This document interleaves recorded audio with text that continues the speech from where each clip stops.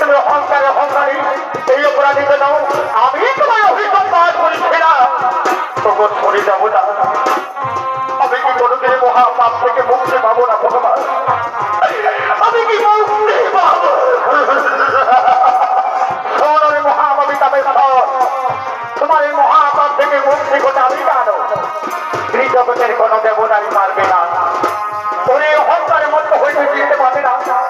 যে হতো ভাগে নারী তোমাকে আপন করতে চেয়েছিল সেই অভাগী নারীকে তোমাকে আপন না করে তুমি অহংকারের মতো হয়ে তাকে একা আমি পথের মধ্যে ছেড়ে দিত তুমি তো তাকে ভুলে গিয়েছ কিন্তু জানি করে মহাপাপী কামেছ